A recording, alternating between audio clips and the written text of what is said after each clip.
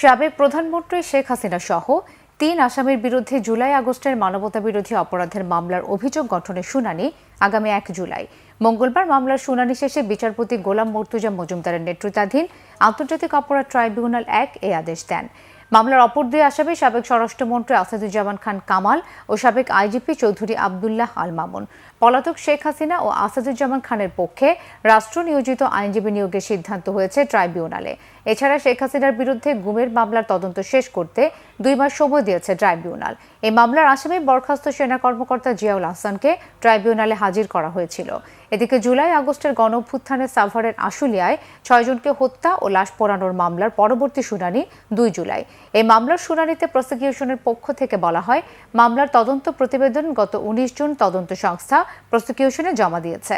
মামলার সাভারের সাবেক এমপি সাইফুল ইসলাম সহ ১৬ জনকে আসামি করা হয়েছে। এদের মধ্যে ৭ আসামিকে মঙ্গলবার ট্রাইব্যুনালে হাজির করা হয়।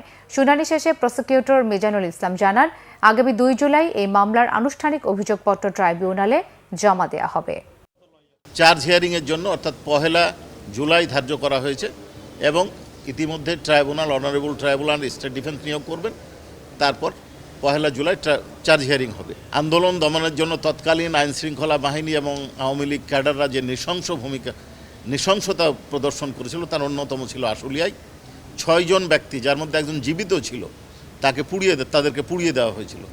এই মামলায় তদন্ত প্রতিবেদন আমরা গত ১৯ জুন পেয়েছি। আমরা ১ সপ্তাহ সময় চেয়েছি ফরমাল চার্জ দাখিলের জন্য। এইখানে ১৬ জনকে অ্যাকিউজ করা হয়েছে।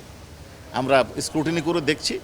আমরা আশা করছি ২ জুলাই এটা দিন ধার্য হয়েছে, এর মধ্যেই ফরমাল চার্জ দাখিল করতে পারবো।